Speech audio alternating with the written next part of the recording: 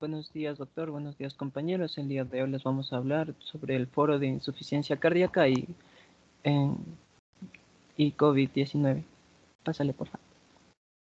Bueno, desde el inicio de la pandemia, un grupo vulnerable siempre fue los pacientes eh, cardio, con afecciones cardiovasculares subyacentes, incluida lo que es la insuficiencia cardíaca. Entonces, para esto encontramos un artículo que nos daba una serie de consideraciones para los pacientes con insuficiencia cardíaca eh, y, y, nos daba dos grupos, donde estaba incluido los pacientes que tenían un DAVI, un dispositivo duradero de asistencia ventricular, y los pacientes que habían recibido un trasplante de corazón. Entre, no sé, bueno, aquí en la imagen tenemos lo que son la Asociación Americana de Falla Cardíaca, que ya las voy a nombrar después, el Colegio Americano eh, de Cardiología y la que es la Asociación Americana del Corazón. Bueno, entre las consideraciones que debemos, hazle clic por favor, tener que es primero que estos pacientes pueden empeorar. Esa era la primera consideración.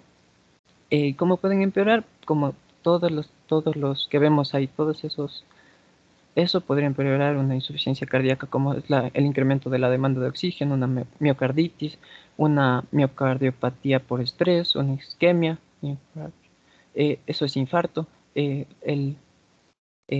todo el síndrome de liberación de citoquinas, la presión pulmonar elevada, el aumento de trombos en los pacientes con COVID, eh, tanto arterial como venosa, ya sea por una disfunción endotelial, una inflamación, estrés oxidativo o activación plaquetaria. Entonces, puedes hacerle otro clic. Todas esas contribuirían a un empeoramiento de lo que es la insuficiencia cardíaca. Pero otra de las preocupaciones era el uso de la medicación en este caso, que eran los IECA, los ARA2, porque como sabemos, el, mm, tanto los inhibidores de la enzima convertidora de angiotensina, los bloqueadores del receptor de angiotensina, todos eso, ahí están en ese cuadrito, están los que les estoy diciendo, pero en siglas nomás. En los inhibidores ARNI, inhibidores de neprilicina del receptor de angiotensina, son componentes principales de una terapia dirigida a los pacientes con insuficiencia cardíaca sistólica. ¿Y dónde actúan esto? En el sistema renina-angiotensina-aldosterona. Y es donde ahí el virus SARS-CoV-2, como ya lo conocemos, eh, usa de puerta de entrada al receptor ACE2. Entonces, se planteaba una preocupación en lo que era mayores tasas de infección con respecto al recibimiento de esta medicación. Pero no, de ahí se demostró con algunos estudios retrospectivos que sugirieron que el uso de estos medicamentos, ya sea IECA o ARA2, no se asocia ni a mayores tasas de infección ni a mayor riesgo de enfermedad grave. Igual, declaraciones de las anteriores asociaciones que les dije, como la de falla cardíaca, la Sociedad Americana, el Colegio Americano de Cardiología, también recomiendan eh, seguir con el tratamiento, no detenerlo en estos pacientes. Incluso, eh, bueno, haciendo respecto a la imagen, ahí tenemos cómo entra el virus con el receptor AC2. Igual se usa, no sé si pueden ver en la mitad, está la proteasa ADAM17, que esta tendría un efecto terapéutico que volvería soluble a lo que es el receptor AC2, eh, desprendiéndolo de la membrana, y igual el receptor se uniría al virus, pero no habría mayor infección. Puedes hacerle un clic. Ya. De aquí quiero que se me enfoquen primero en la parte de acá abajo, que si ven entre esto, que es una combinación de sacubitril y valsartán. Varios estudios preclínicos demostraron que el sacubitril y el valsartán reducen lo que son niveles de citocinas proinflamatorias y también aumentarían lo que sería el recuento de linfocitos, pero inhibirían genes que eh, ayudarían a este estado proinflamatorio que conocemos en el SARS-CoV, inhibiendo genes que codifican tanto interleucina 6,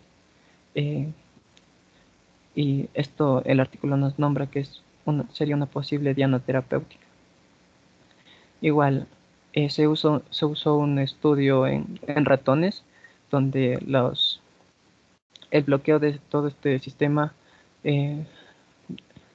renina, angiotensina, aldosterona empeoraría lo que era la insuficiencia pulmonar aguda, pero no la cardíaca. Ya, del otro que les quería hablar era de la mayor susceptibilidad a trombos que estos pacientes ya tienen. Un paciente con insuficiencia cardíaca ya viene con factores de riesgo preexistentes para un tromboembolismo, ya sea como éstasis de miembros inferiores y en el corazón, y también lesiones endoteliales que estos suelen tener. También eso en el lado venoso. Trombos en el lado venoso, y también pacientes con miocardiopatía isquémica y fibrilación auricular que tendrían un mayor riesgo de trombosis, pero en este caso arterial. Con respecto a las mujeres con insuficiencia cardíaca, aquí el artículo menciona que el riesgo de trombos era más asociado al uso de anticonceptivos orales, al uso de una terapia hormonal y a terapia hormonal de reemplazo y al cáncer de mama. También los pacientes con un DAVI, como ya les dije al inicio, presentan mayor riesgo de un trombo y así como un accidente cerebrovascular. Entonces, en estos pacientes, como vamos a ver en la siguiente, paciente con COVID hospitalizado la indicación sería recibir profilácticos anticoagulantes. Pásale a la siguiente. Entonces tenemos todas las consideraciones resumidas en lo que sería ese cuadrito, que el primero es una insuficiencia cardíaca aguda, en donde el inicio del tratamiento estaría dirigido para la disfunción arterial sistólica secundaria a una miocarditis o una cardiomopatía por estrés o de esfuerzo. El uso de soporte circulatorio mecánico temporal en casos limitados y la gestión, el manejo en la recuperación de la función sistólica. En cuanto a los de LVAD, son los del DAVI, son los del dispositivo de asistencia ventricular izquierda que les dije al inicio. Las recomendaciones serían el control estricto de la anticoagulación, dado el riesgo de la trombosis, los cambios hemodinámicos y los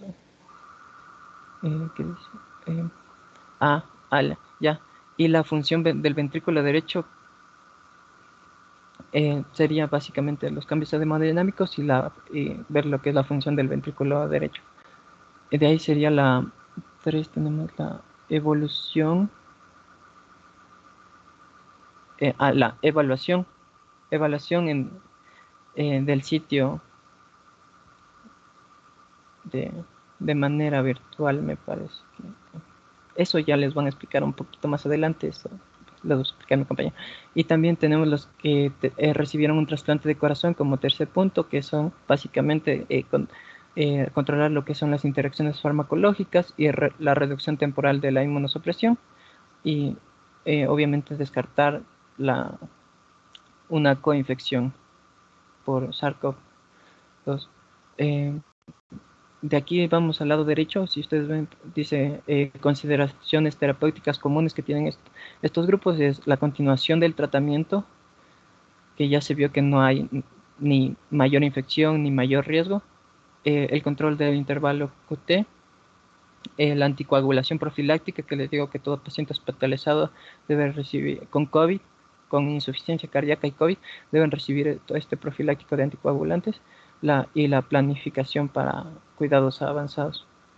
De ahí las maniobras en el distanciamiento social, que serían las que ya conocemos, como el lavado de manos, el autocuidado, eh, la telemedicina, la, la reducción de pruebas diagnósticas y el establecimiento de un equipo de proveedores de servicios de hospitalización que atiende por separado a los pacientes COVID y a los pacientes con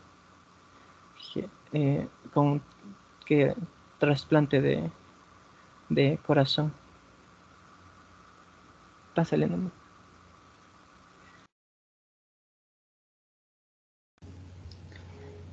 También dentro de las consideraciones que se debe tomar en cuenta al evaluar a los pacientes que padecen insuficiencia cardíaca junto con COVID-19 es la reserva cardiopulmonar disminuida. Pues recordaremos que la enfermedad pulmonar subyacente suele ser común en estos pacientes con insuficiencia cardíaca y se estima que alrededor del 30% de estos pacientes van a tener una EPOC, una enfermedad pulmonar obstructiva crónica, que se va a asociar independientemente, ya sea de COVID o de otras comorbilidades, a un aumento del riesgo de hospitalización o ingreso a UCI, o a su vez un aumento en la tasa de mortalidad. Es por tanto que en estos pacientes suele haber una hipertensión pulmonar con grandes presiones elevadas de llenado ventricular derecho. Pero, ¿qué sucede cuando coexiste la infección por SARS-CoV-2? Pues la insuficiencia respiratoria y el SDRA van a exacerbar la vasoconstricción pulmonar. También van a provocar un aumento del edema intersticial y por tanto empeorar la hipertensión pulmonar ya preexistente. Incluso en aquellos pacientes que tengan la enfermedad pulmonar aislada o con otras comorbilidades, como se mencionó. También en ciertos pacientes puede haber una insuficiencia biventricular ya preexistente, lo que puede provocar una mayor elevación de la presión pulmonar secundaria al SDRA que se puede provocar en estos síndromes y por tanto empeorar la función del ventrículo derecho.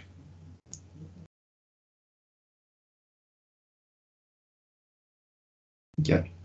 Dentro de otras consideraciones también se debe tomar en cuenta la prolongación y monitorización del intervalo QT, ya que los Centros de Control y Prevención de Enfermedades a nivel mundial ya no han recomendado el uso especialmente de estas dos terapias farmacológicas, como son hidroxicloroquina y acitromicina, que van en conjunto en la administración, obviamente fuera de ensayos clínicos para tratar COVID-19, ya que recordaremos, pues estos dos medicamentos tienden a provocar o se han asociado a una prolongación del intervalo QT y por tanto va a haber una mayor susceptibilidad o riesgo a padecer arritmias, especialmente la torsades de Pointe se ha estipulado en diferentes revisiones, que es una taquicardia ventricular poco frecuente o muy rara, y a la vez también se ha asociado a muerte súbita cardíaca. Y también hay que recordar que ya de por sí en la insuficiencia cardíaca van a existir anomalías estructurales y eléctricas, como una repolarización ventricular retardada o una prolongación del QT. Y es por tanto que también el QT corregido se han asociado también a predicciones o a resultados adversos en cuanto a la insuficiencia cardíaca. Ya. Y dentro de una revisión sistemática y que se realizó el 27 de junio del presente año, en esta revisión sistemática y metaanálisis, que lleva como título el efecto de la hidroxicloroquina con acitromicina, para ver si disminuía o no la mortalidad en pacientes que ya padecían o ya fueron diagnosticados COVID-19. Y por tanto, en esta revisión se trató de ver si es que en sí eran tan eficaces y efectivas como al principio se utilizaban, pues eran muy comunes al inicio de la pandemia el uso de hidroxicloroquina y acitromicina para poder tratar o manejar esta enfermedad. pero a lo que llegó en conclusión esta revisión es que la monoterapia con hidroxicloroquina por sí sola no se asoció a una disminución significativa de la mortalidad en pacientes diagnosticados con COVID-19 previamente. Bueno, aunque dentro de los criterios de inclusión, bueno, se incluían pacientes mayores o igual a 18 años de edad, entonces la hidroxicloroquina no resultaba eficaz en cuanto a la reducción de mortalidad. Pero cuando se combinaba tanto hidroxicloroquina con la acitromicina, que como se mencionó, siempre estos dos medicamentos tienen que ir de la par para tratar este tipo de enfermedades, pues lo que se halló es que esta combinación va a aumentar en cambio significativamente la mortalidad en vez de disminuir. Y por tanto esto demuestra, o esta revisión nos va a dar cuenta de que tanto la hidroxicloroquina y acitromicina también pueden tener efectos perjudiciales sobre la salud en estos pacientes con COVID-19 en vez de beneficiosos, y por tanto hay que tomar estas consideraciones actuales, porque como les digo, esta revisión sistemática fue actual. Ya, ya. También otra consideración que se debe valorar es el estado inflamatorio subyacente del paciente, pues en la insuficiencia cardíaca, ya sea en una fase aguda o un estadio agudo y crónico o crónico, eh, va a haber un proceso de inflamación sistémica. Y dentro de los hallazgos que se van a poder encontrar dentro del laboratorio van a ser marcadores inflamatorios, los más conocidos, como son el factor de necrosis tumoral alfa, la interleucina 6 y la interleucina 1 beta. Y es por tanto que además, cuando estos pacientes presentan otras comorbilidades como diabetes o obesidad y a la vez hipertensión, aunque estas pueden ya coexistir previamente, van a provocar que en nuestro organismo, más que todo, se genere una disfunción multiorgánica y endotelial, lo que puede predisponer aún más a una susceptibilidad en cuanto al COVID. ¿Y qué pasa? Que cuando el COVID ya se encuentra en el organismo y desata su patogenia, pues estos valores o los marcadores inflamatorios juntos con otros como la proteína C y lactato deshidrogenasa se van a confundir, pues ya están previamente elevados, y cuando se diagnostica COVID, especialmente en un estadio agudo, estos marcadores inflamatorios elevados se confundirían con una enfermedad grave, es decir, un COVID grave, cuando realmente no lo es. Es decir, debería ser un COVID-19 agudo. Entonces, se deben comparar los valores tanto iniciales o un historial muy detallado de los hallazgos clínicos al principio de la enfermedad de estos pacientes, y compararlos con los datos actuales y de laboratorio al momento de ingreso de estos pacientes para poder realizar unos correspondientes abordajes y más claros y para que no confundamos a estos pacientes.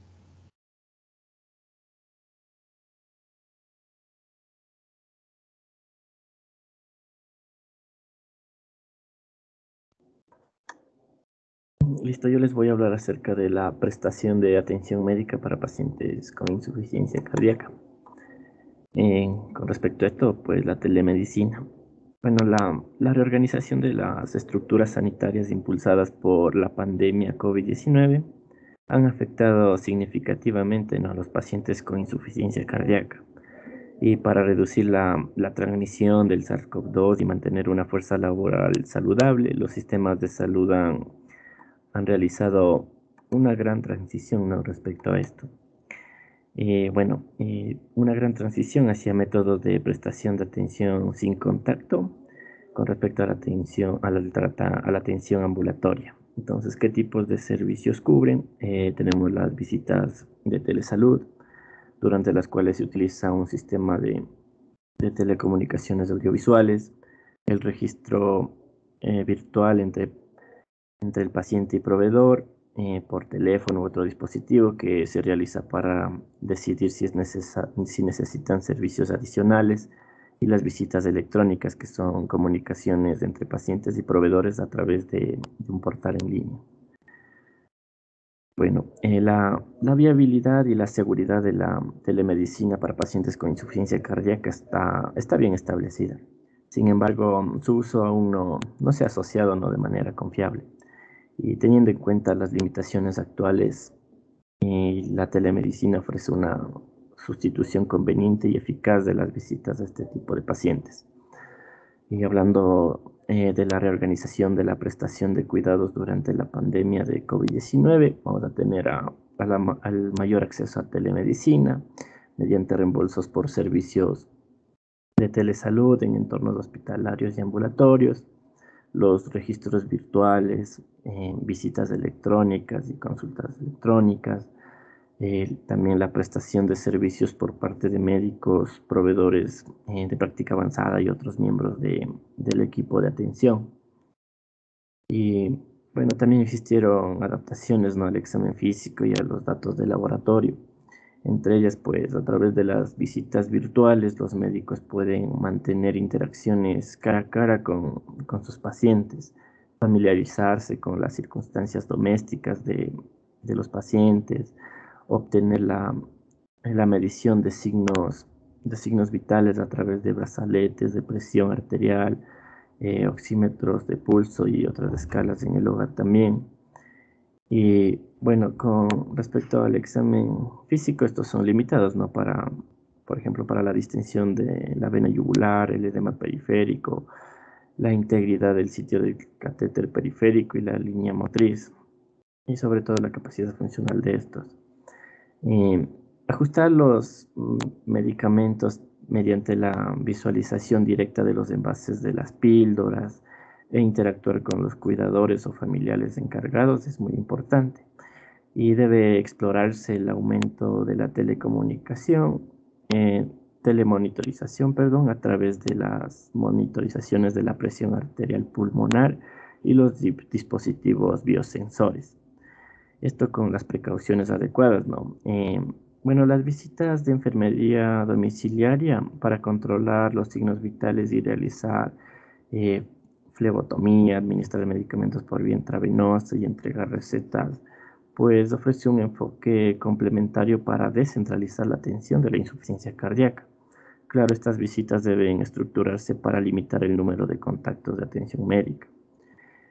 Eh, la evaluación de laboratorio limitada de electrolitos, también la función renal. Eh, la vigilancia estrecha de los electrolitos y la función renal es fundamental para el ajuste seguro de las dosis de las terapias dirigidas por las guías para la insuficiencia cardíaca con fracción de eyección reducida y otros agentes diuréticos. Sin embargo, la reducción de los servicios de laboratorio disponibles durante la pandemia y la incertidumbre de los pacientes ante el riesgo de exposición al COVID-19 pueden limitar la titulación de estos antagonistas de receptores de angiotensina. Bueno, además de brindar atención estándar para la insuficiencia cardíaca, los médicos deben preguntar con regularidad acerca de los hábitos dietéticos y de estilos de vida relacionados con la infección por COVID-19.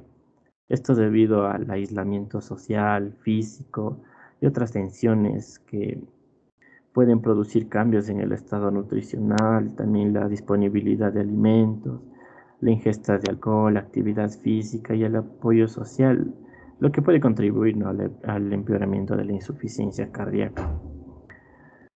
Y bueno, por último, pues con respecto a los cambios en el procesamiento y la prestación de cuidados, vamos a tener que las pruebas cardíacas están limitadas, ¿no? Estas pruebas cardíacas incluyen ecocardiografía, pruebas de esfuerzo, cateterismo y angiografía coronaria.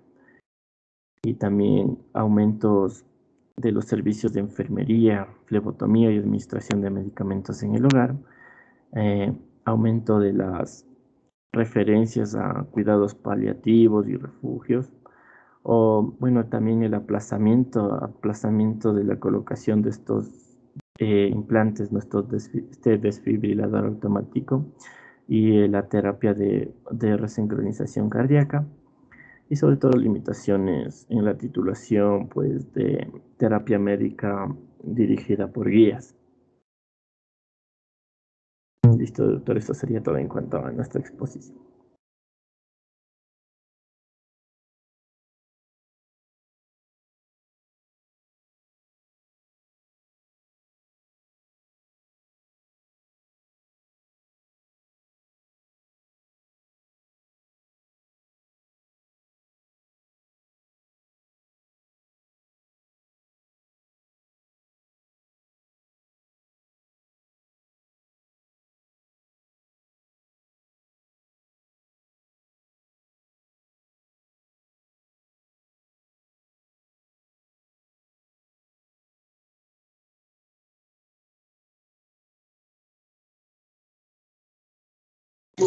Pueden continuar, pueden continuar.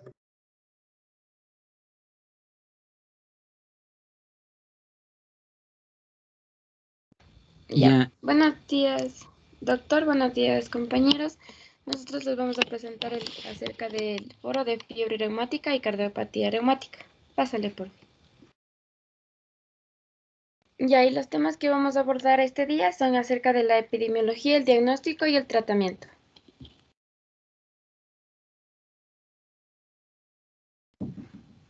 Ya, muy bien.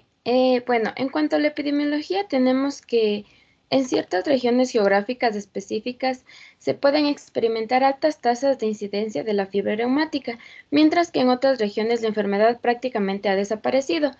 Pero esto se debe a la reducción. ¿Por qué se debe esto? Esto se debe ya que en los países de primer mundo se atribuye principalmente a la aparición de los antibióticos, que es en la década de 1940, y a la mejora de las condiciones socioeconómicas y a la mayor accesibilidad del servicio médico, al menor hacinamiento y a una disminución de los serotipos de reumatogénicos como del EGA.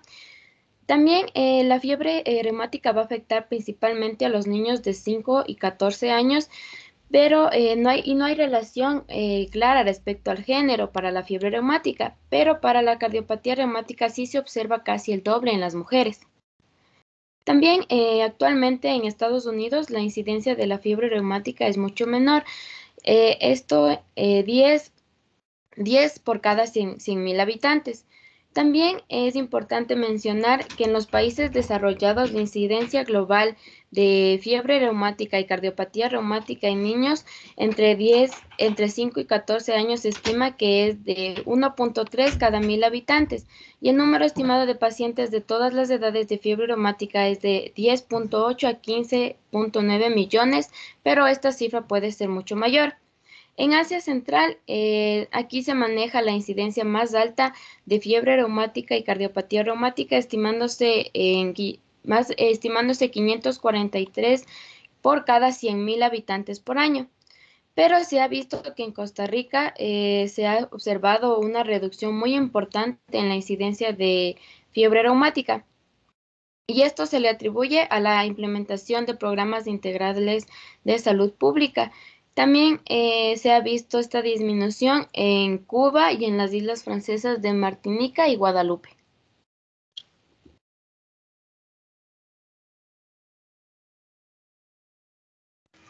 Con respecto al diagnóstico, ya se mencionó antes sobre los criterios de Jones, que son para el diagnóstico de fiebre reumática, pero en este caso la OMS también ha propuesto otros diagnósticos, otros criterios para el diagnóstico, principalmente porque en los criterios de Jones solo se podía definir lo que es la fiebre reumática inicial o el primer episodio y la fiebre reumática recurrente.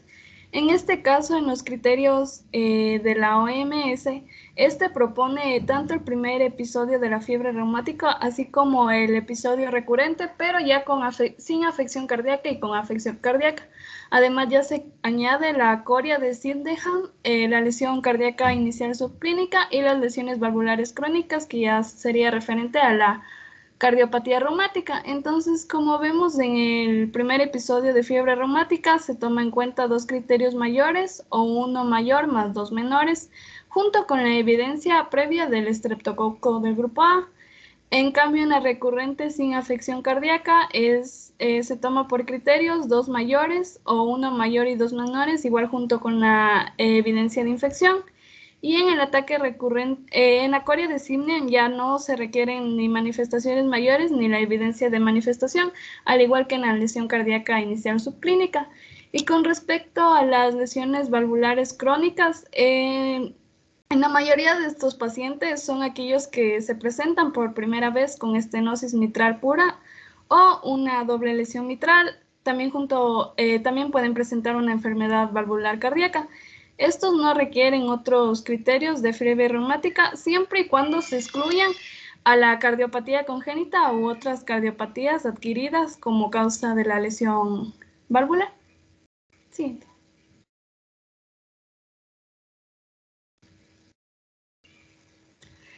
También se mencionó pruebas de diagnóstico, pero en ese caso era para identificar más el agente causal, que eran las de cultivo faríngeo positivo, el ASLO y las de pruebas directas contra el antígeno del grupo A. En este caso también se puede mencionar pruebas que midan la actividad y la evolución de la enfermedad, como es la velocidad de sedimentación globular, que como vemos en el caso de la fase aguda de la fiebre reumática está aumentada, a diferencia de ya cuando se da la cardiopatía crónica y coria, que se presenta normal.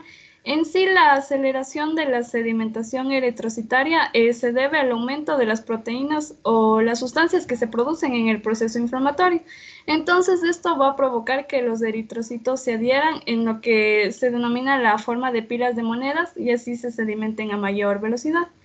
Con respecto a la proteína C reactiva, aun siendo esta una prueba inespecífica para fiebre reumática, tiene una mayor utilidad cuando, por ejemplo, los valores de la sedimentación globular son imprecisos.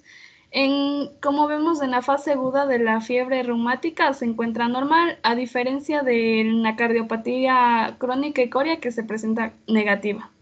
Con respecto a la biometría hemática, en este estudio de la serie roja se muestra anemia y esto se explica en base a la presencia de hemólisis o el estado tóxico en el que se encuentra el paciente o en caso de insuficiencia cardíaca por la hemodilución.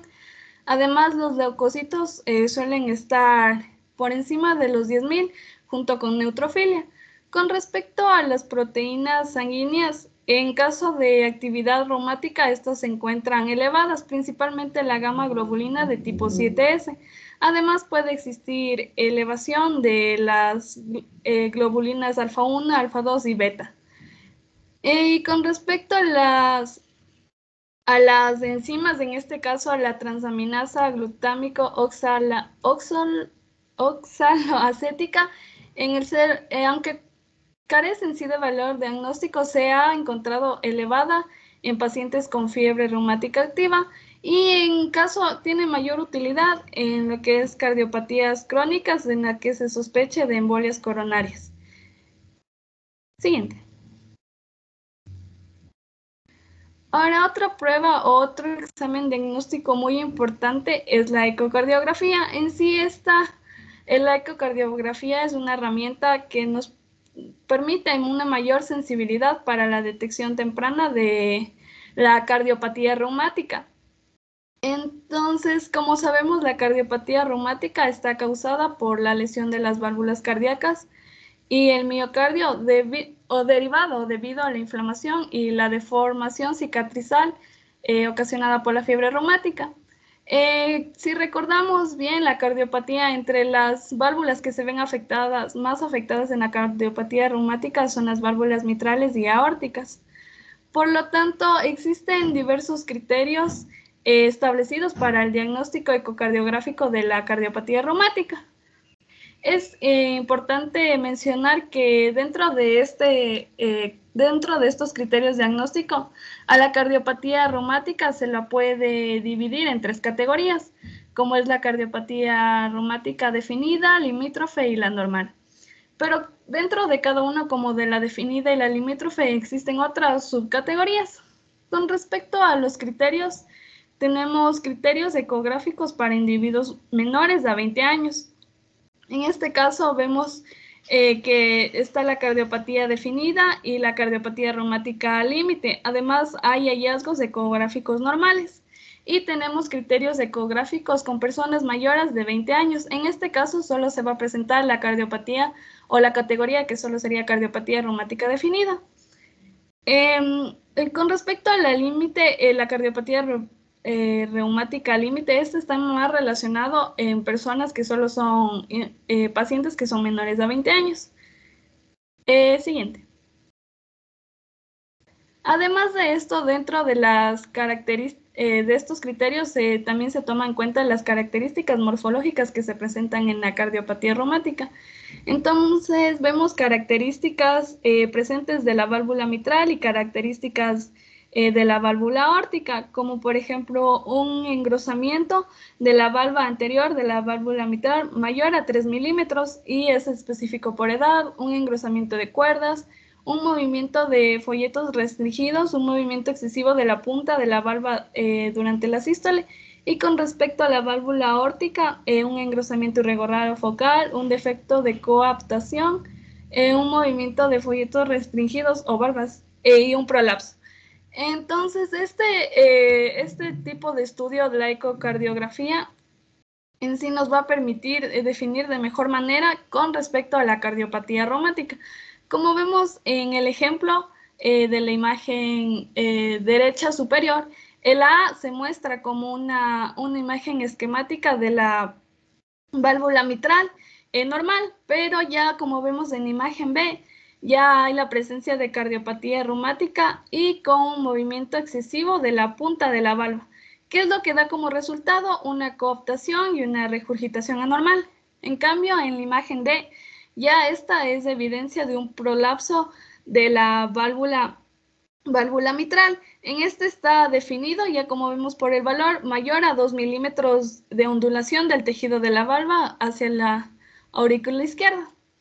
Con respecto a la imagen inferior, en esta vemos igual una imagen esquemática de la válvula mitral, pero en diástole. La A es una válvula mitral normal y la B es una válvula mitral ya con cardiopatía reumática, y como vemos hay valvas anteriores y posteriores que ya se encuentran engrosadas y restringidas.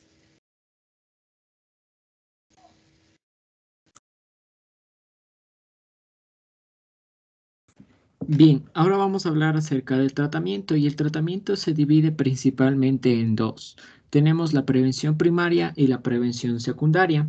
La prevención primaria en algunos países, por ejemplo Cuba y Costa Rica, como mencionaba mi compañera, han sido o han notado una mejoría, ya que al aplicar nosotros el tratamiento, que sería una penicilina G-benzatina, lo que iba a hacer es que se iba a prevenir que se dé esta faringitis estreptocócica y se desarrolle la fiebre reumática.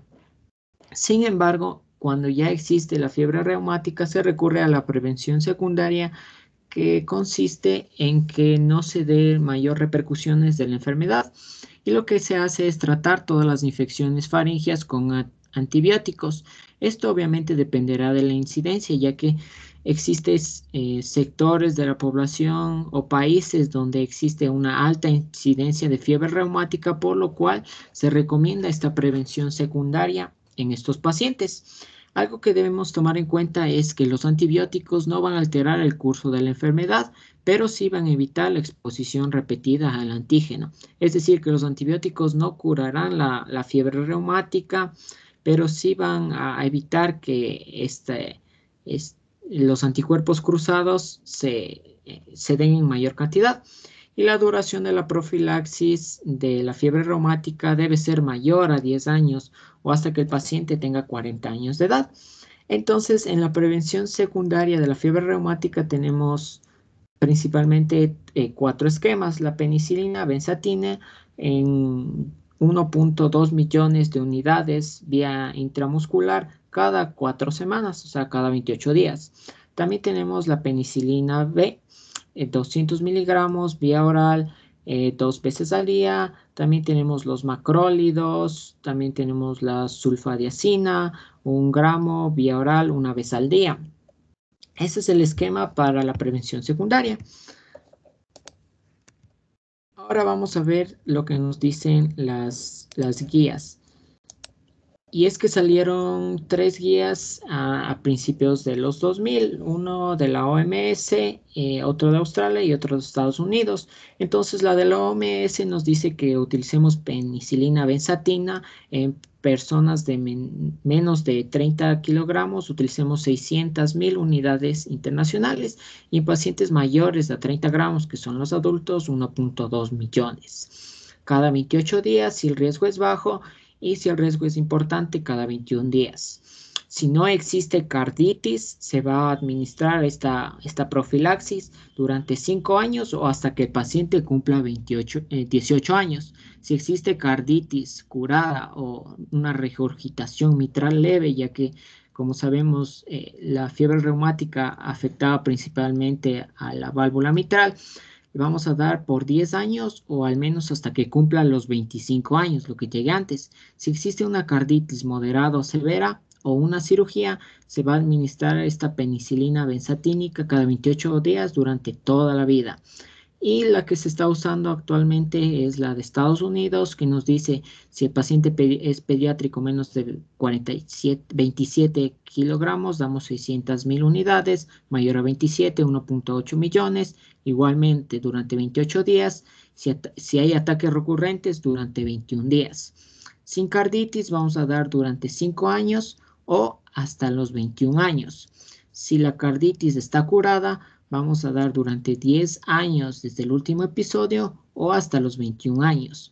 Y si existe una carditis recurrente, vamos a dar 10 años o hasta que cumpla los 40 años de edad.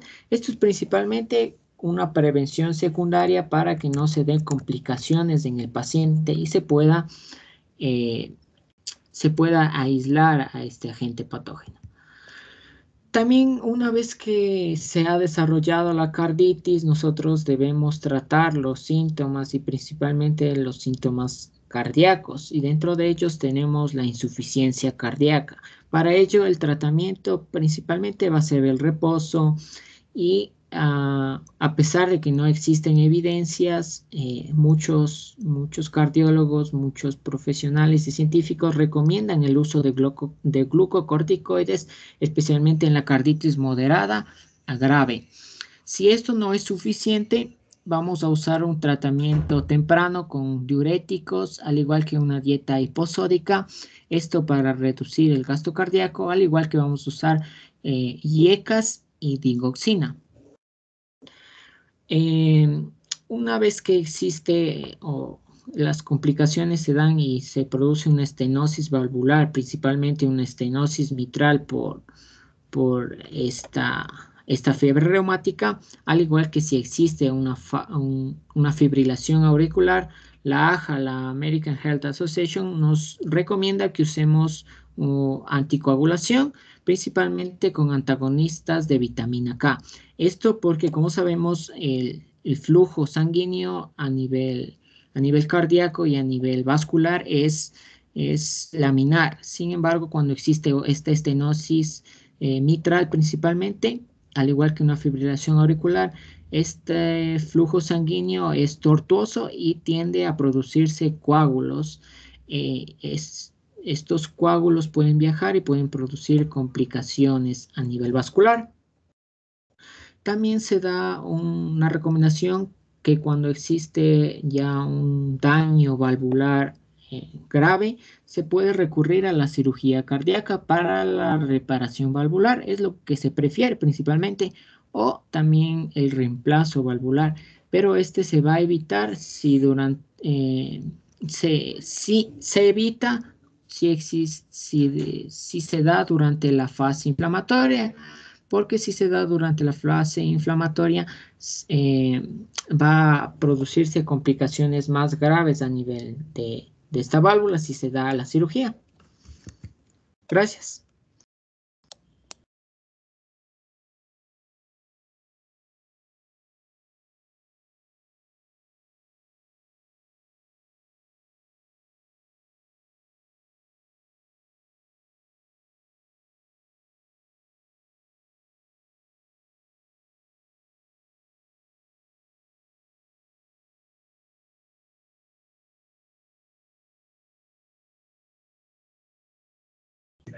Bien, chicos.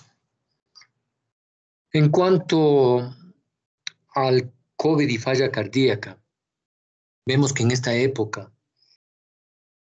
esta enfermedad ha provocado muchas alteraciones miocárdicas, especialmente miocarditis, y esto ha descompensado a muchos pacientes que ya tienen una cardiopatía previa. Hay algunos pacientes que han debutado con falla cardíaca por daño estructural del miocardio, pero la mayoría de pacientes es porque ya tienen de base algún tipo de enfermedad cardíaca y al tener la infección por COVID, esta ha desencadenado una descompensación cardíaca.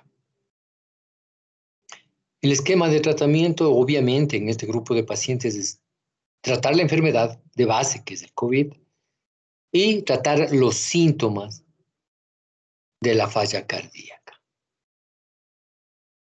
Hay muchos pacientes cuya gravedad es tan manifiesta y el fallecimiento de estos pacientes se produce porque no se puede controlar ni la falla cardíaca ni la enfermedad de COVID. Muy complicado los hospitales en esta fase. Ya ustedes vieron la fisiopatología, pero de todas maneras, el empeoramiento de las enfermedades de base es lo más preocupante. Generalmente la presión pulmonar aumenta importantemente, la fracción de eyección se deteriora y lo único que nos ayuda aquí como diagnóstico es el ecocardiograma. El ecocardiograma es una herramienta muy importante en estos pacientes con falla cardíaca y con COVID. De todas maneras, nosotros seguimos con el esquema terapéutico que ya les había mencionado, los medicamentos de primera línea. En ciertos casos utilizamos los de segunda línea y hay casos también que utilizamos los de tercera línea, son muy pocos. En cuanto a la fiebre reumática y a las enfermedades valvulares, ustedes ven que en nuestro país aún predomina la fiebre reumática. Mientras tanto, en los países denominados de primer mundo o los países de primer nivel económico, ya prácticamente esta enfermedad no existe. Y las enfermedades valvulares tienen otro origen, especialmente el degenerativo y hasta el congénito. Pero en nuestro país y en los países latinoamericanos predomina aún la enfermedad reumática. Esto es familiar generalmente o en grupos escolares, donde las infecciones por el estreptococo beta hemolítico de grupo A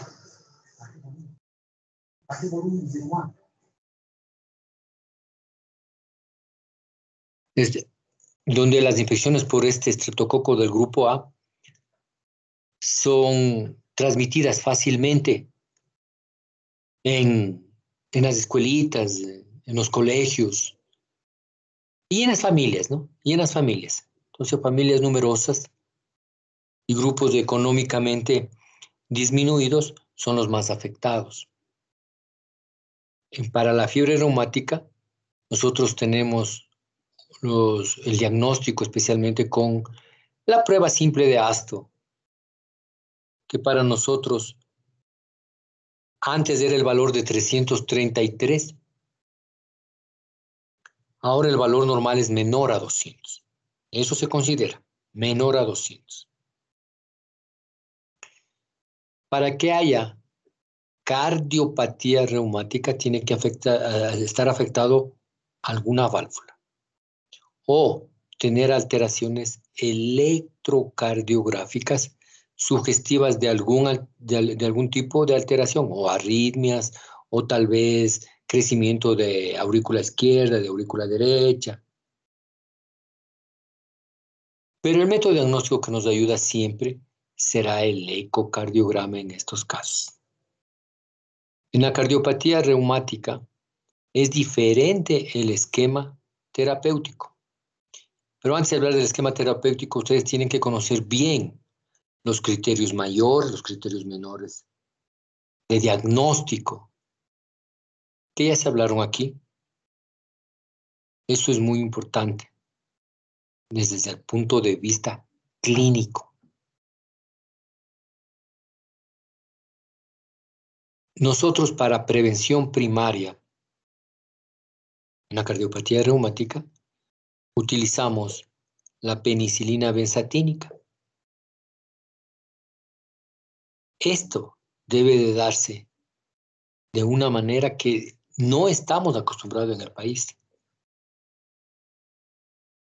Podemos utilizar a los niños menores de 12 años, 600,000 unidades cada 21 días, y para los mayores de 12 años, 1.200.000 unidades cada 21 días. El tiempo es lo importante. ¿Por cuánto tiempo damos para prevención primaria? Es decir, pacientes que tienen el ASTO elevado, diagnóstico de fiebre reumática, pero no tienen cardiopatía reumática. Y es para evitar justamente este problema. Dicen algunas escuelas que se debe de dar durante 2 años luego que el ASTO se haya negativizado. Pero ya ven que en nuestro medio darle cada 21 días, los padres tienen mucho recelo. Los médicos tienen recelo, tienen dudas.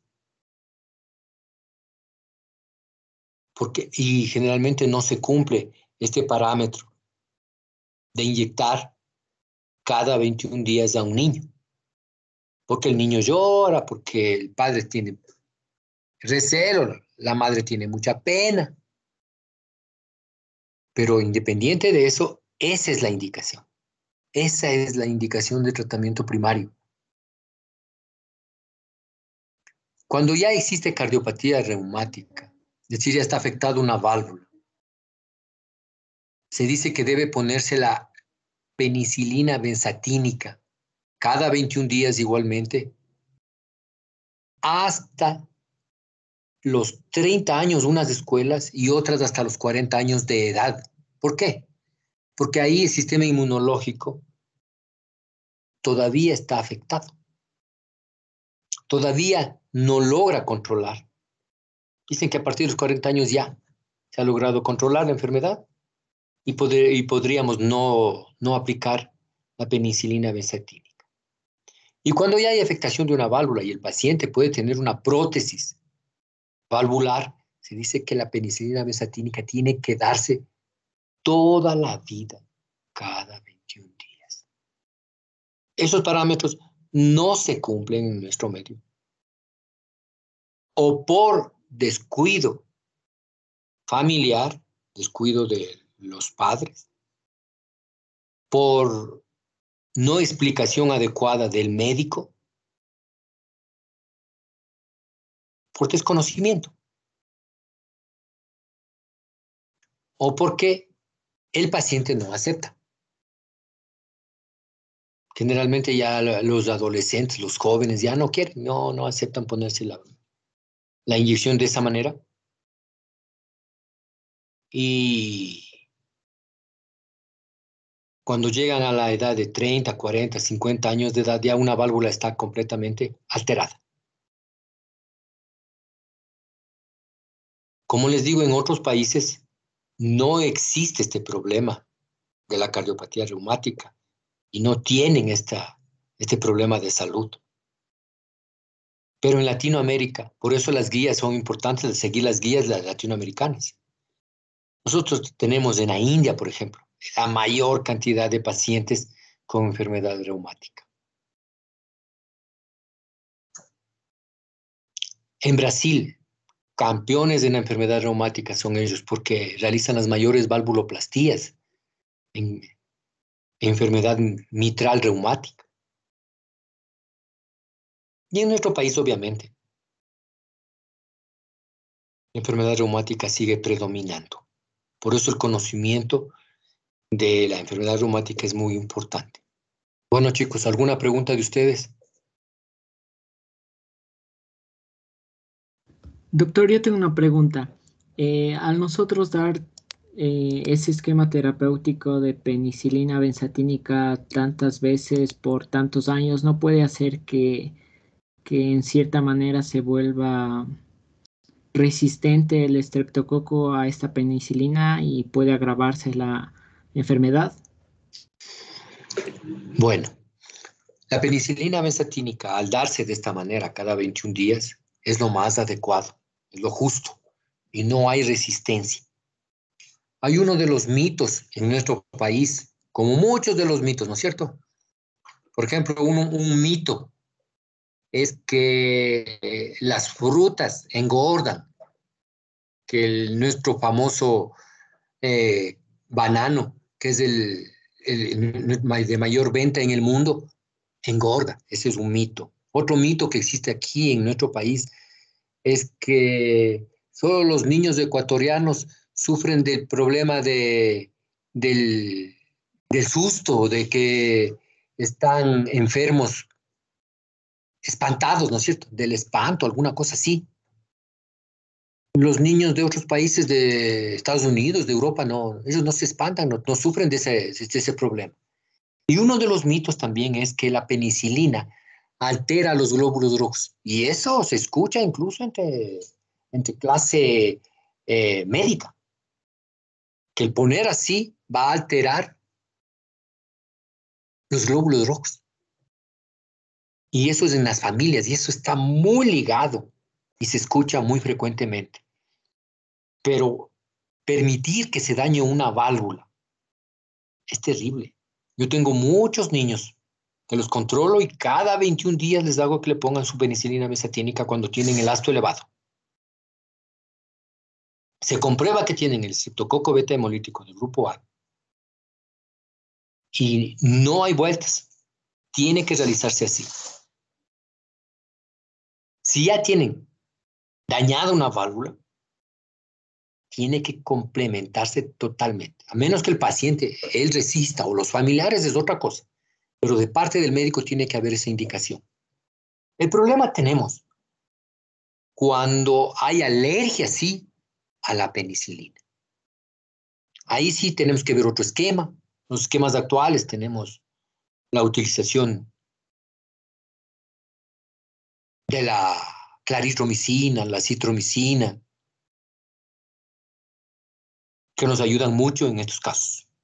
Especialmente la citromicina, que es una dosis que se puede dar simplemente de 3 días cada mes. Este es un nuevo esquema en los pacientes alérgicos a la penicilina. Pero el que verdaderamente protege es la penicilina benzatínica. ¿Alguna otra pregunta, chicos?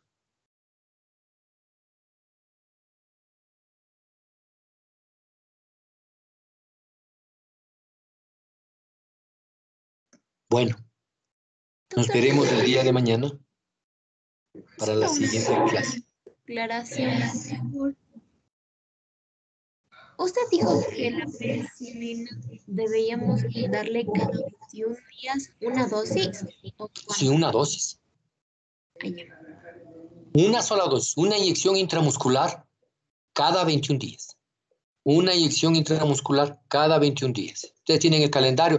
Eso es para indicar el médico, pero los padres tienen que tener el calendario exactamente cada 21 días su inyeccióncita. Duele a la madre, especialmente verle llorar a su hijo por la inyección, pero un llantito le salva la vida. ¿Alguna otra cosa, chicos?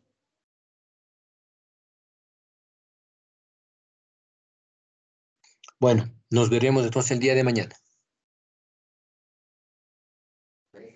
Gracias, doctor. Gracias, doctor. Hasta luego. Gracias, hasta luego.